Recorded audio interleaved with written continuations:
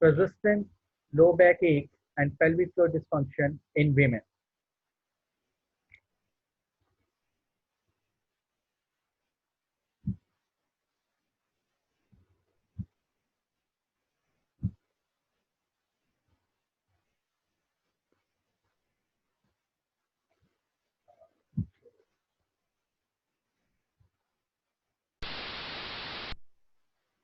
The purpose of discussing low back pain and pelvic floor dysfunction in women is to understand the basic anatomy and function of the pelvic floor, to understand the various problems among female which lead to pelvic floor dysfunction, how pelvic floor is responsible in causing low back pain, factors responsible for causing low back pain among females with pelvic floor dysfunction, basic assessment and treatment strategies of pelvic floor dysfunction. Now, to start with, we'll just go through, or we will try to recapitulate the pelvic floor anatomy. So in a simple words, the pelvic floor muscle stretch like a muscular trampoline from the tailbone, that is the coccyx, to the pubic bone in front to the back, and from one sitting bone to the other sitting bone. We can see here clearly from coccyx to the front to the pubic symphysis, and from one side to the other side, it is just like a trampoline. This trampoline is a thick, firm muscular structure which provides support to the pelvic organs.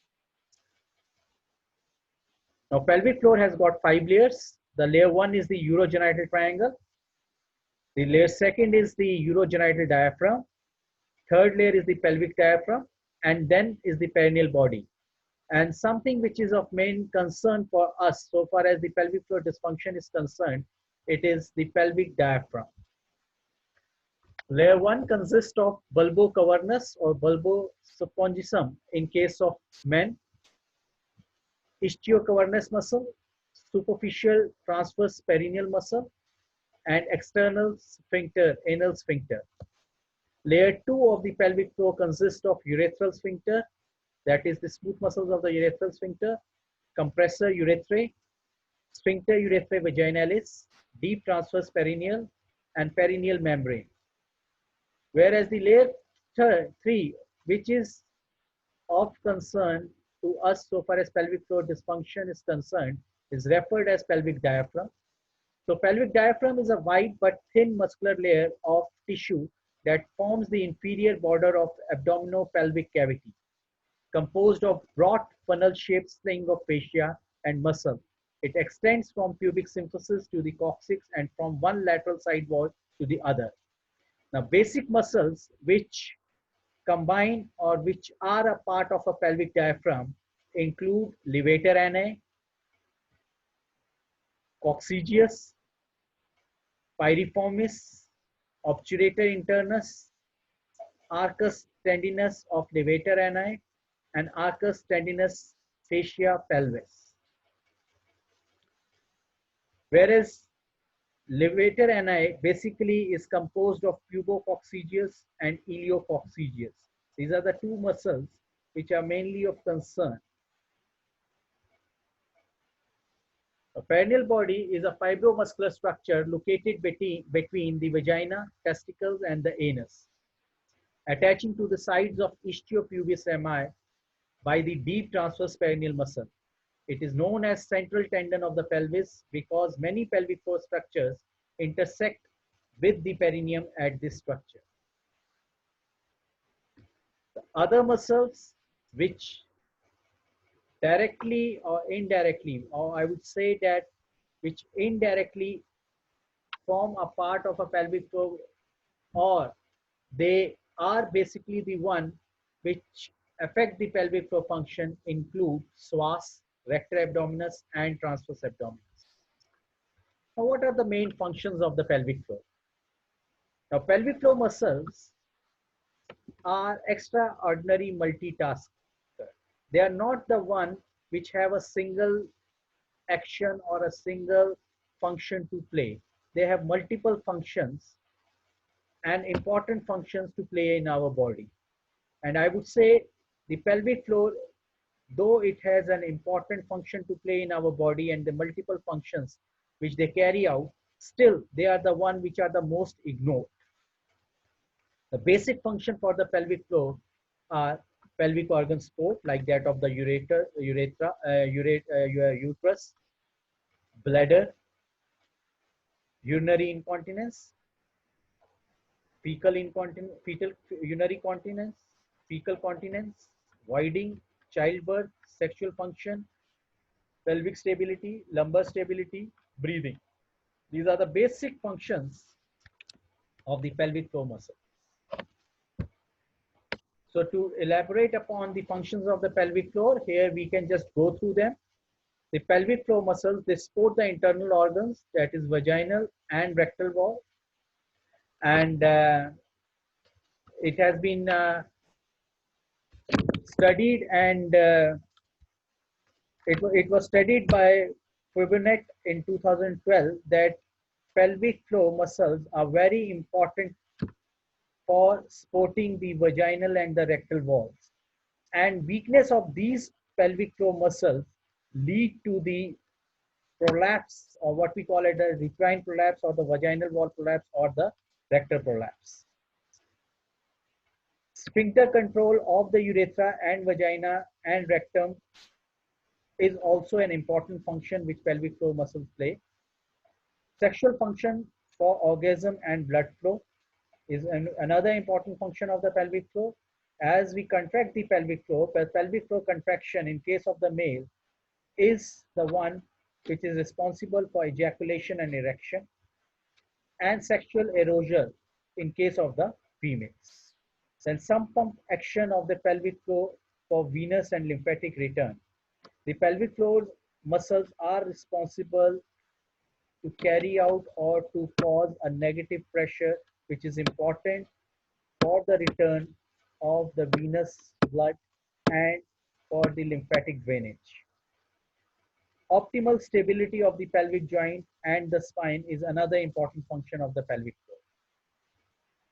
Now, stability function of the pelvic floor as depicted by these pictures, that pelvic floor is an important part of the core stability, or it is an important component which is responsible for maintaining the core stability and the stability of the spine. So if we consider the whole of the spine and our thoracic and abdominal cavity as a canister, then the upper part of the canister, the upper lid of the canister is formed by the diaphragm and the lower lid of the canister is formed by the pelvic floor muscle. So any changes in the pressure are maintained by diaphragm and pelvic floor.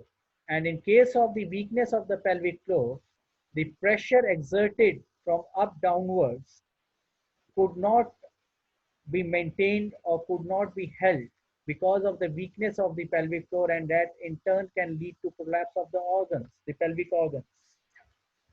So pelvic floor, indeed, a good normal pelvic floor, a toned up pelvic floor, a switched on pelvic floor is important to maintain or support the pelvic organs. At the same time, it helps in maintenance or dispensation of the pressure inside the abdominal cavity, thereby preventing it to be dissipated onto the spine and thereby preventing any further loading on the spine.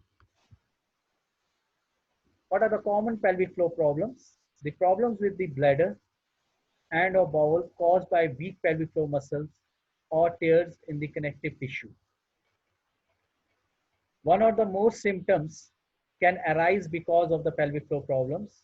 These are feeling of pelvic pressure or bulge in the vagina, urinary incontinence, overactive bladder, difficulty emptying the bladder, problems having a bowel movement, gas or stool leakage.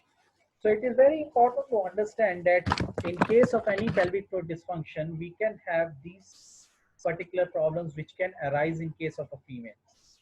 The problems could be of the prolapse of the organs, there can be urinary incontinence, but at the same time, there can be fecal incontinence, or in case of any tightness of the pelvic floor or increased tone of the pelvic floor. In that particular case, the pelvic floor can cause a major problem in case of a female. The problem with respect to painful intercourse, problem like constipation, they are common in case of increased tonicity of the pelvic floor. What are the risk factors for pelvic floor dysfunction in case of women? Age and life stage. So one in every three women has a risk of developing the pelvic floor dysfunction, and this risk increases with the age, increases with pregnancy and childbirth. And one in every four younger women is prone for the pelvic floor dysfunction. The other important factor for pelvic floor dysfunction in case of the female is the lifestyle and the behavior. Obesity and limited physical activity, smoking, chronic coughing, and constipation. These are all the factors which directly or indirectly affect the tone of the pelvic floor muscles and also the tone of the abdominal muscles. And abdominal muscles indirectly have impact on the pelvic floor muscles. Health conditions like stroke, problem urinating and having bowel movement, pelvic injury or pelvic surgery. These are all risk factors for development of the pelvic floor dysfunction. Now, what are the types of pelvic floor dysfunction? The common pelvic floor dysfunction which entangle the women are bladder control problems such as incontinence, bowel control problem like fecal incontinence, and pelvic organ prolapse. These are the common problems which we all know, and these are the common problems which we usually study in case of gynecology as such. Now, pelvic floor dysfunction as such, if we get into and if we try to understand, then pelvic floor dysfunction is multifaceted and it is characterized by weakness of the pelvic floor muscles, poor endurance, excessive tension, shortened length, and overactivity. Now, one thing which is very important to understand in this pelvic floor dysfunction is that pelvic floor dysfunction does not mean that there is weakness of the pelvic floor muscle. Pelvic floor dysfunction can be because of weakness or tightness of the pelvic floor muscle. And any of these cases, whether it is weak pelvic floor or tight pelvic floor, it leads to a dysfunction in pelvic floor as such. Now, why there is a problem in diagnosis of the pelvic floor dysfunction? The study has revealed that 26% of the women usually after development of the pelvic floor problems, they wait for 5 years to seek any help or to visit the doctor.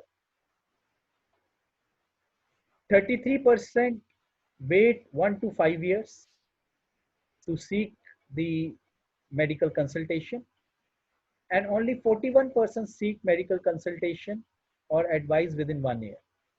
Now, why is it so? The basic problem of development of the pelvic floor dysfunction is the social factor. And when I say a social factor, it is because of the social customs that most of the females, they feel shy to tell about this problem or to discuss about this problem with their family members or report it to the clinician as such. And this problem as such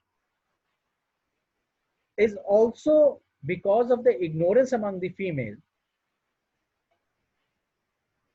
is that they think that this pelvic floor problem is just confined to their prolapse as such or incontinence problems. But there is a larger perspective to this pelvic floor dysfunction. It does not remain confined to this particular problem of incontinence. It can have the other larger perspectives or other larger problems associated with it, like it can lead to centralization of the pain among the females. It can cause instability or weak spinal stability as such. It can lead to chronic low backache problem in these females, or it is better to say a chronic lumbopelvic pain in these females.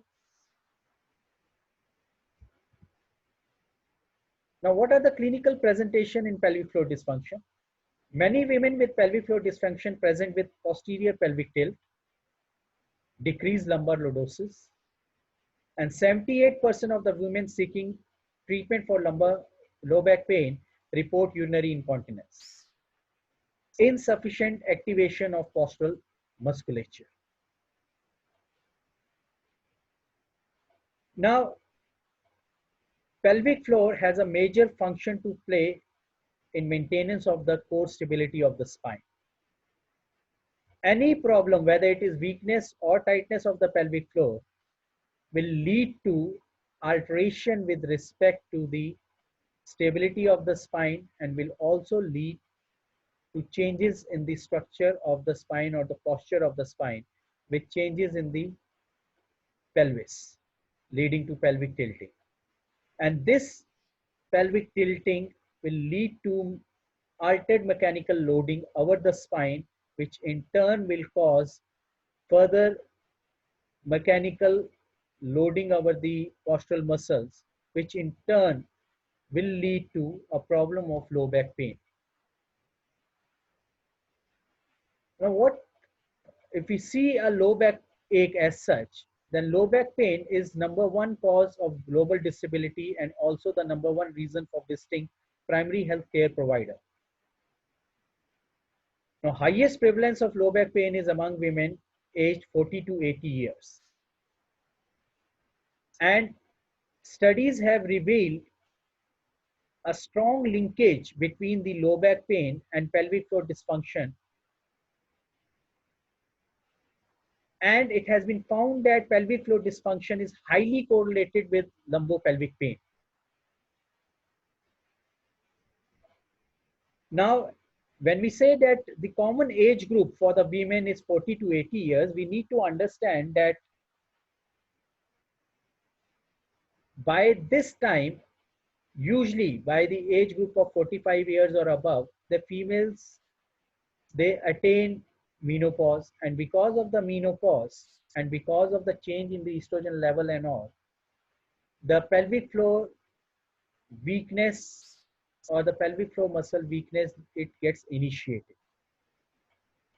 And that could be the one reason which could be attributed to the low back pain development in these females which are aged and above 40 years as such. Now, when we say a low back pain in a woman with pelvic floor dysfunction, we need to rethink this particular problem of low back pain in case of a female with respect to biopsychosocial problem. Now, this could be well understood by the Maslow's hierarchy of needs pyramid. One of the basic primary physiological need of any human being is food, water, breathing, shelter, sex, sleep, and basic natural needs or natural processes like urination and defecation and all, and normal maintenance of hemostasis. Any problem in these particular physiological requirements of the body will hamper the progression of this pyramid to the tip of self-actualization. Now, if we try to understand this problem of the pelvic floor dysfunction among the females from the perspective of Maslow's hierarchy of needs, then we need to understand that if there is problem with the pelvic floor, that means they have a problem with respect to their normal physiological working. The female can have an incontinence. It could be urinary or fecal incontinence. Because of the pelvic floor dysfunction, they can have a sexual problems. Now, any of these problems can lead to psychological dysfunction among the females, and they lack psychological well-being. And when there is a lack of psychological well-being, you cannot have these females to live their life happily. And they will in turn get into state of some kind of a stress or depression because of lack of, or because of the problem with respect to the pelvic floor, which leads to the other physiological problems. So this clearly depicts that it is not something which is just structural. It has a psychological component also. So we should always consider the pelvic floor dysfunction with respect to biopsychosocial function or psychosocial nature as such. Now, when the female is not satisfied psychologically, or it is not their well-being, psychological well-being of female is not fine enough, you cannot expect those females to have a good social environment, or they will be living nicely or happily socially. It is not possible for them, because the psychological makeup of the female won't allow them to be happy as such, unless and until they have this pelvic floor dysfunction which they are carrying with them. Now, conditions that may contribute to pelvic floor dysfunction in women, they include gynecological conditions like endometriosis, adenomyosis, chronic pelvic inflammatory disease, benign tumors. A condition like adenomyosis, where the endometrium, it starts going inside the myometrium of the uterus, and endometriosis is a condition wherein the endometrium starts going outside the uterus as such. There can be gastrointestinal problems which can contribute to PFD, that include constipation, irritable bowel syndrome, chronic appendicitis, urological problems like bladder pain syndrome, urethral pain syndrome, neuromuscular problems like trauma, surgery, vaginal muscle spasm, neuralgia due to nerve entrapments, sacroiliac joint dysfunction, piriformis syndrome, psychological problems like depression, anxiety, uh, history of sexual abuse. Now, when we say anxiety and depression, they are important factors. Psychological factors are important in the sense that whenever you are tensed, studies have reported that whenever you are tensed, you are anxious, and all your psychological muscles, they tend to be tight. You ought to keep them tight. If I take a simple example, if we take a dog, and if dog is afraid of something, the dog tries to keep the tail tucked in. And when the dog is happy, the tail, he goes for wagging of the tail. But in case of anxiety, fear, the dog keeps the tail tucked in. And that particular evolutionary change still persists in the humans, that when we are in a state of fear, anxiety, stress and all, we try to keep our pelvic floor muscles tight. Now, what are the factors which are responsible for development of low back pain among the females with pelvic floor dysfunction? Now, one of the important factors which has been found to be responsible for development of low back pain in pelvic floor dysfunction, as studied by Domelin and Hay-Smith in 2010, and in some other studies also, is the ineffective management of the pelvic floor in contribution to management of intra-abdominal pressure to support the transfer of loads during functional movement. That is, any deficit with respect to the pelvic floor leads to the problem in maintenance of the core stability of the spine. And this is the one which leads to improper transfer of load during the functional movements and is the one which is responsible for development of the low back pain in females with pelvic floor dysfunction.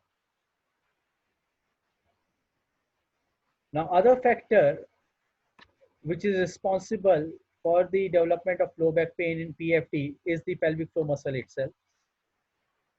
Now, studies have reported that pelvic floor muscle tenderness, that is higher resting tone or decreased relaxation, and weakness of the pelvic floor muscle, both whether it is tight or weak, are both associated with urinary incontinence, are correlated with lumbopelvic pain. So it is not that the weak pelvic floor muscle is responsible for low back pain. Even the tight pelvic floor muscle, which is uh, continuously firing and where the tone is too high, is also and equally responsible for development of low back pain. And the third factor, another important factor which is responsible for low back pain in pelvic floor dysfunction, is the central pain mechanism. Now, central pain mechanism has been found to be a significant component in lumbopelvic pain, and it is influenced by variables such as psychological status, that is emotional and behavioral, mood and stress, endocrine systems, hormones released by hypothalamo pituitary adrenal axis and sex hormones, and autonomic nervous system. Now, central pain mechanism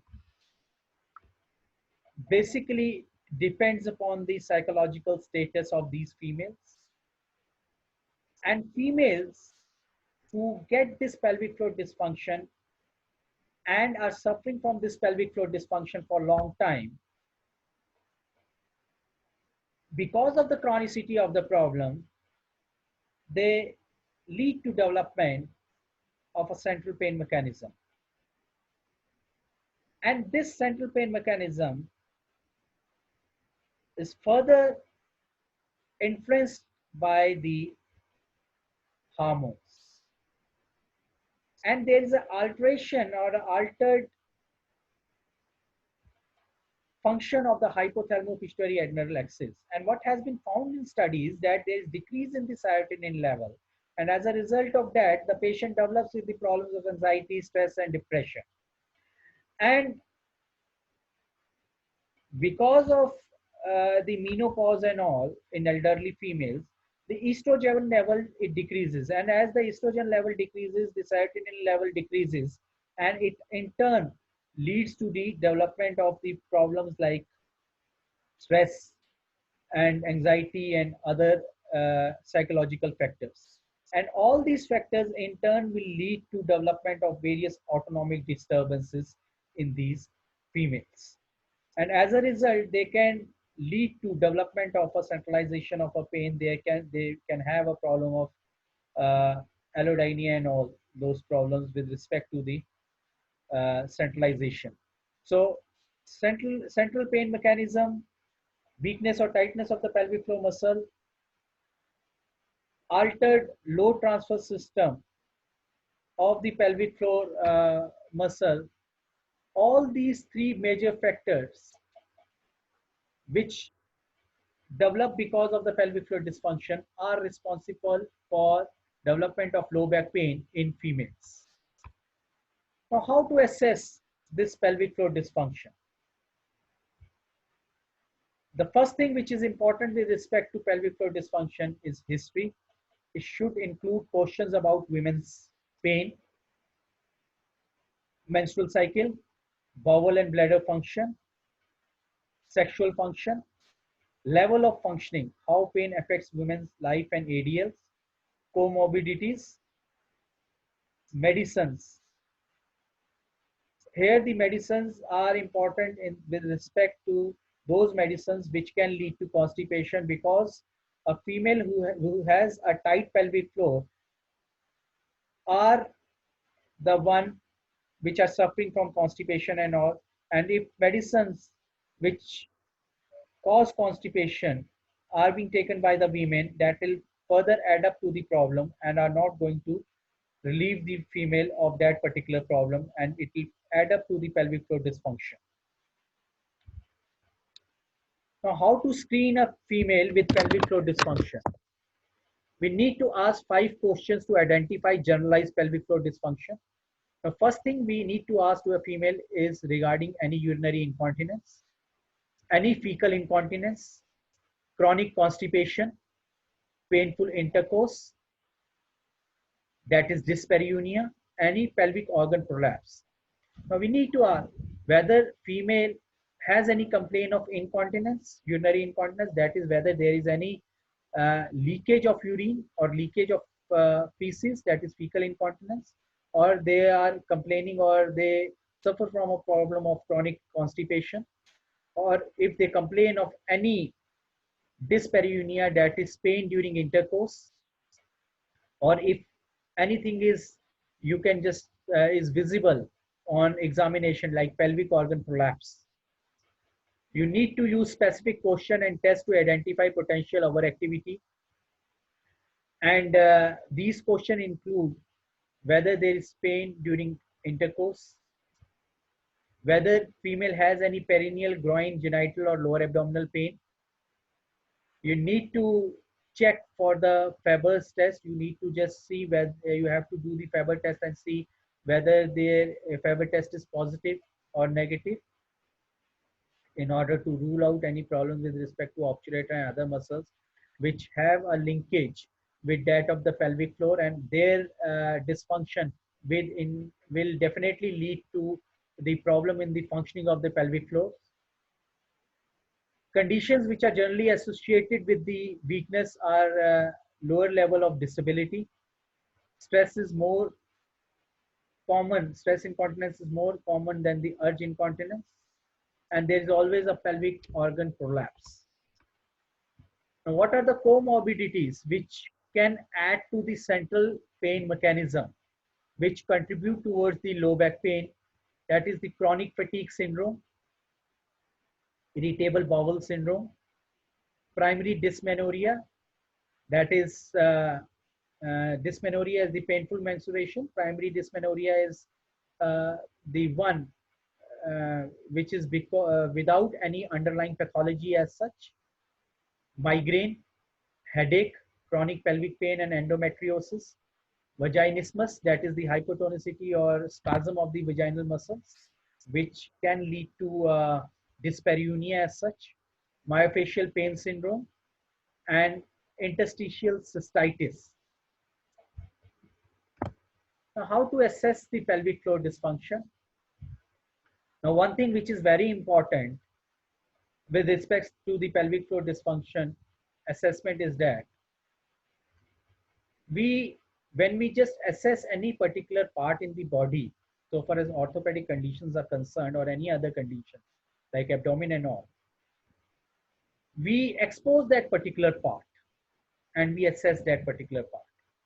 In this photograph, you can see a person with a pants, and if we want to examine the knee, we are not going to examine the knee of that person with the pants on. We are going to expose the knee and then we are going to examine. So in pelvic floor also, we need to expose the pelvic floor properly in order to screen and examine the pelvic floor. Just by mere questioning a patient and just by receiving a history, the assessment of the pelvic floor or the right assessment of the pelvic floor dysfunction cannot be made. So pelvic floor assessment can be made by physical examination, which involves external and internal examination aiming to detect tenderness, strength and tone of the pelvic floor muscle. Pelvic floor muscle tenderness is the pain which is elicited during firm digital vaginal palpation of the pelvic floor muscle. Pelvic floor strength is the positive test for weakness of the pelvic floor muscle. If women patient is unable to lift, squeeze or maintain pelvic floor contraction for at least 5 seconds in digital vaginal examination. Muscle strength is graded from 0 to 5. Now this is the modified Oxford scale for pelvic floor muscle strength. Now here what we need to do is that what the clinician does, One thing I should make it very clear, that these things should be attempted or should be done by a therapist who is trained in female condition, or the female, or the therapist who has done post graduation in case of women health. And all these examinations, when you are performing, you should have a female attender next to you while examining, and proper consent of the female is to be taken. Now, in pelvic floor strength examination, you need to wear the gloves and you lubricate the finger with the lubricating jelly. Then the finger is inserted inside the vagina and you tell the female to contract the vagina. And when the female is contracting the vagina, you have to feel the contraction. You feel whether there is any contraction or not. If it is no contraction, then it is 0. If it is slicker, then it is 1. And whenever there is a good contraction or a normal contraction of the pelvic floor is felt as a squeeze with a upward lift. So if there is a weak squeeze with no lift, then it is grade 2. If there is moderate squeeze with lift, then it is grade 3. Good squeeze with lift, it is grade 4. And strong squeeze with lift, it is grade 5. Now, beside checking the tenderness, tone, and strength of the pelvic floor muscle, we need to check the tension in the obturator internus muscle, whose tendon are attached with that of the pelvic floor muscles levator and iono. And any dysfunction of the obturator internus is going to affect the pelvic floor muscle. So for that, we go for post-Faber's test.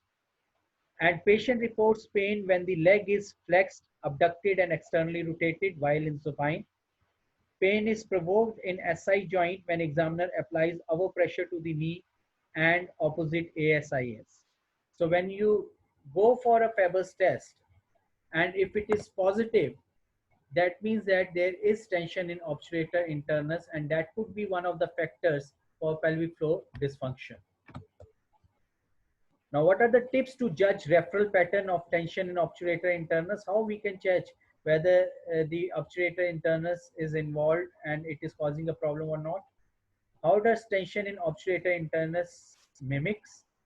It mimics like that of coccydynia, piriformis syndrome, low back pain and sciatica pain, SI joint pain, deep luteal pain, and ischial bursitis. So all these things are to be ruled out.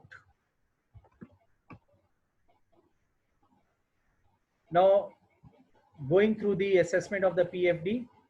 Now, pelvic floor organ prolapse identification is through visualization of the descent of the posterior or anterior vaginal wall or uterine descent during Valsalva maneuver when patient is in supine. It tells us about the weak connective tissue of the pelvic floor organ. So patient is in his spine position, you tell them to perform Valsalva maneuver, and while performing that, if you could see or visualize any pelvic organ coming out through the vagina, that means there is a prolapse of the pelvic organs because of the weakness of the pelvic floor muscles. The other methods to assess the pelvic floor dysfunction, for that, to check the ability of the pelvic floor muscle contraction, you can go for ultrasound, MRI or EMG. To check the strength, we can make use of manometry or dynamometry.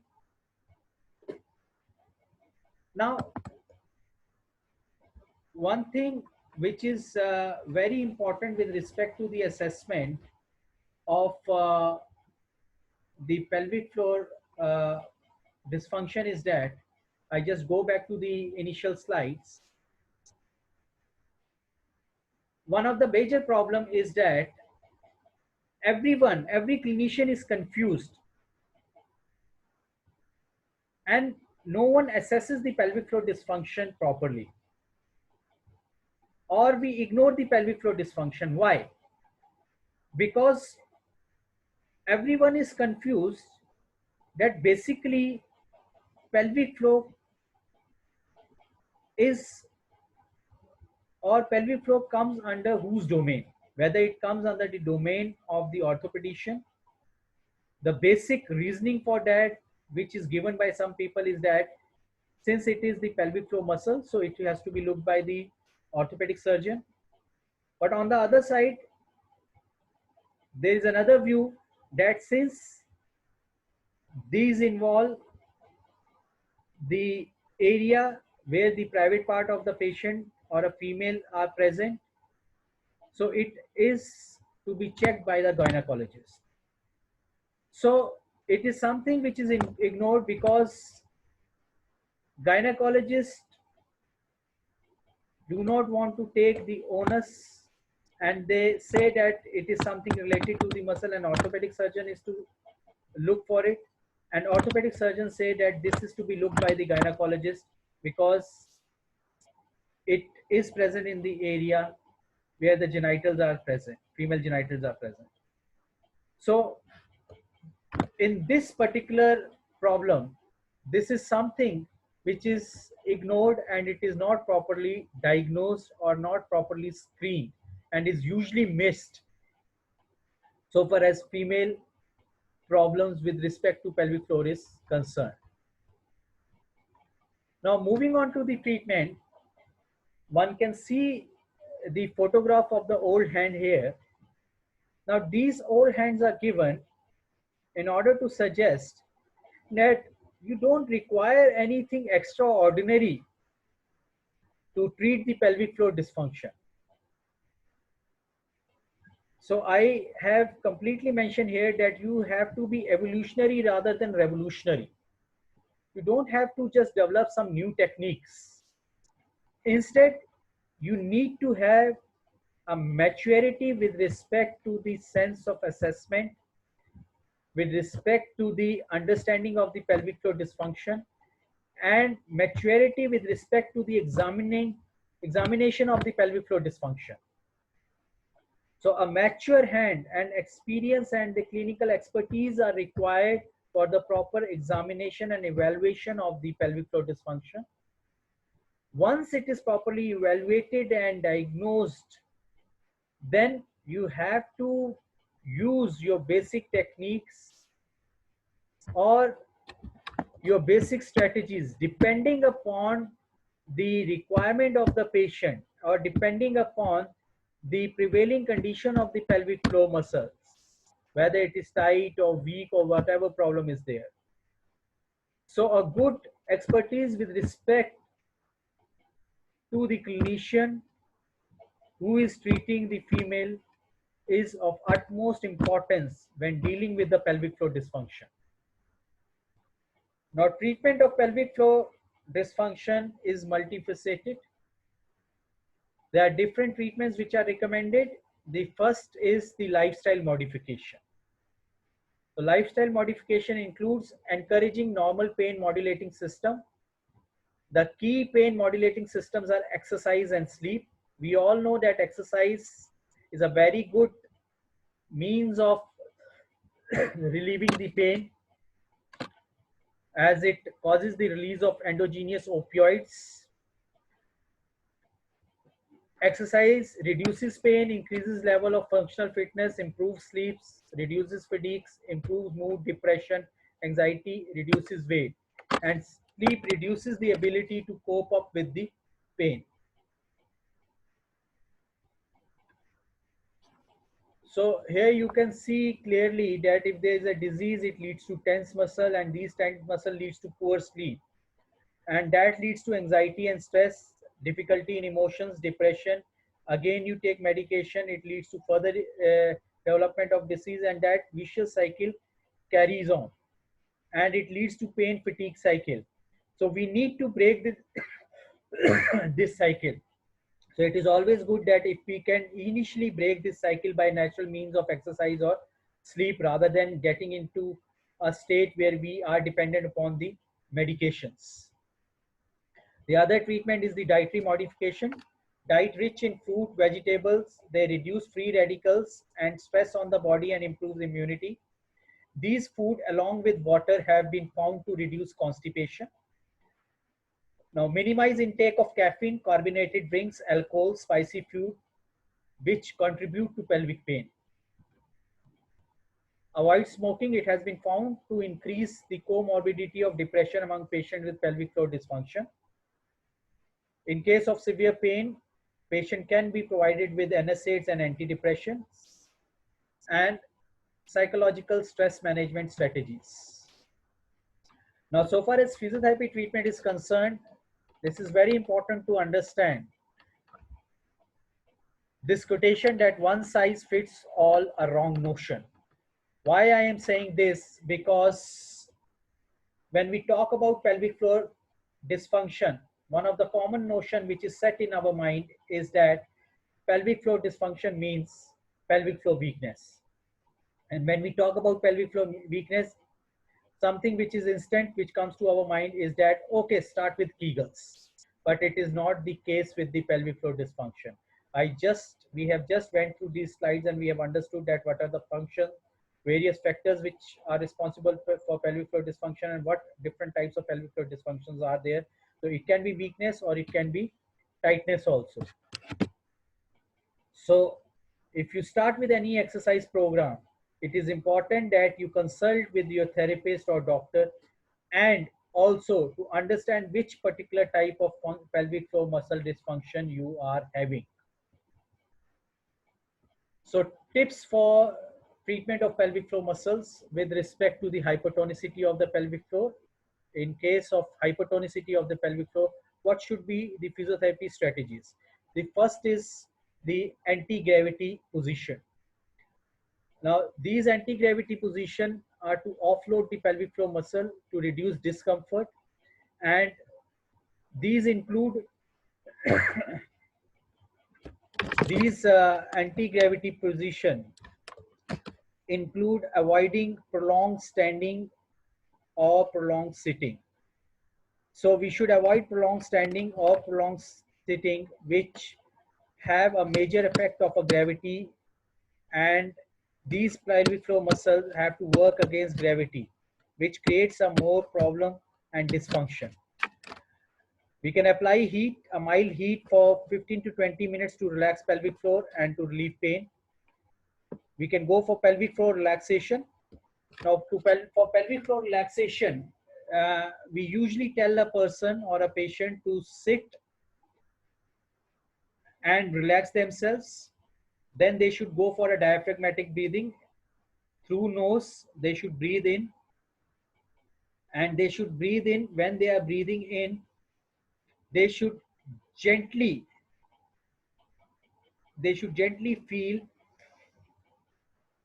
the bulge in their perineal muscles. They should breathe in, and then they should gently lift their perineal floor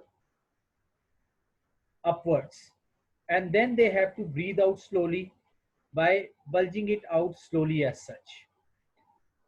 And this can be, in order to have more psychological effect, they can perform this in case of a relaxed environment by backgrounds of music and all. Vaginal dilator therapy, which is used in clinics or by women at home to treat pelvic floor muscle tension. There are Kegel dilators and all which can be used to reduce the pelvic floor tension. Stress reduction and cognitive behavioral therapy to reduce stress and changes thinking and behavior related to PFD. Manage bowel to reduce spasm. Correct bowel emptying techniques. Avoid straining. Drink plenty of water and add fibers to diet. Correct sitting posture. Minimize prolonged sitting. Sit with good posture, that is maintaining curve of the lower back. Now, physiotherapy technique, following techniques can be used to relieve pelvic floor tension. Desensitize painful area to touch using physical touch and vaginal dilators. Pelvic floor stretching and stretch to obturator internus muscle. Massage techniques, biofeedback techniques, treating associated conditions like SI joint, tailbone, or back problems. Journal exercises for overall strength and fitness. These are some simple stretches of the pelvic floor muscle.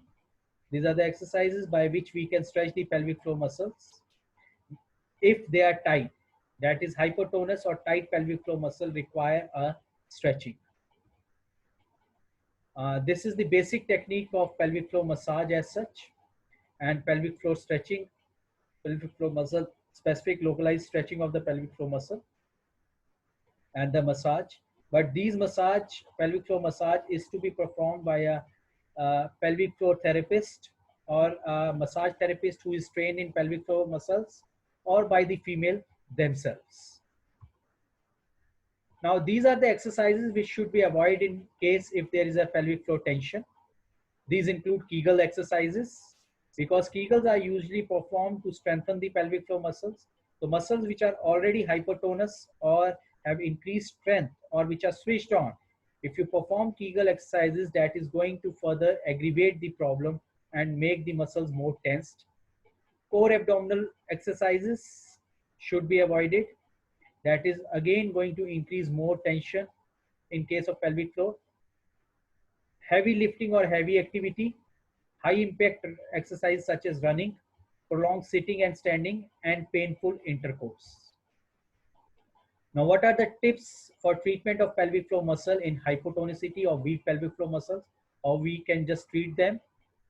Avoid gaining body weight as it damages the pelvic floor by increasing pressure on abdominal muscle. That means that we need to just avoid obesity. We all know that obesity leads to weak abdominal muscle, and weak abdominal muscle leads to weak core, and that in turn is going to cause more pressure on the weak pelvic floor, which can just give off, thereby leading to lack of support to the pelvic organs. Kegel exercises to be advised to the patient in order to strengthen the pelvic floor and for toning up of the pelvic floor muscle. Pelvic toners, they help in exercising right muscle, provide resistance, time can be increased, and even resistance. Exercise classes such as Pilates, incorporating pelvic floor exercises, squat, bridges, lunges, vaginal cone exercise, etc. EMG biofeedback, IFT, and electrical stimulation can be used to tone up or strengthen the weak pelvic floor muscles. This is the example of the Kegel exercise, and the best way or the technique is mentioned here. You need to contract the pelvic floor muscle by lifting it upwards, hold the contraction, release the contraction, then rest, relax, and start again. Initially, we can start it in a supine position, then we can progress to sitting position, standing position while working and all.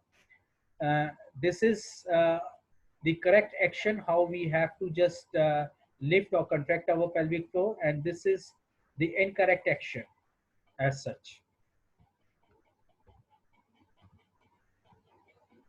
Now, what is the take home message from this particular presentation which we have understood? First thing is that pelvic floor dysfunction is responsible for development of lumbopelvic pain or hip pain in case of the females, especially the elderly females. So it is important that we need to screen the pelvic floor dysfunction among the females, especially the elderly females, if they come with the complaint of lumbopelvic pain or a hip pain. We have to develop the skills to assess and treat both states of pelvic floor dysfunction, that is weakness and tightness. Weakness is not the default mode. So we need to just take out this notion from our mind that every pelvic floor dysfunction refers to the weakness of pelvic floor. It is not a weakness of pelvic floor, it can be tightness also. So weakness should be treated with internal treatment. We need to treat the weakness. We cannot just assess the patient from outside for the pelvic floor and just treat it by telling them. We need to understand, we have to just uh, treat it as we treat the any other part. We have to assess it as we assess any other part with proper exposure and proper assessment as such. So pelvic floor should not be ignored and should be assessed in every female who has a complaint of a low back pain, especially the elderly female. Because among the elderly females, if they complain of a low back pain, most of the females with low back pain or a lumbopelvic pain have been found to have been found to be associated with pelvic floor dysfunction. And unless and until we just correct that pelvic floor dysfunction, their problem of low back pain is not going to go. So it is not that every time a female comes with the low back pain, we have to just think it with respect to the orthopedic condition. We need to have a broader perspective, and we need to keep a broader view of a low back pain in case of a female, rather having a narrow vision of low back pain being an orthopedic problem in case of a females. Hope so I've been able to do justice to this particular topic within this stipulated time, and I'm really thankful for your patience listening, and thankful to Dr. Shagun Agarwal once again for having providing me with this opportunity. Anyone having any queries with respect to this topic can put their question or queries or mail me to this navinder8678 at gmail.com. Thank you very much.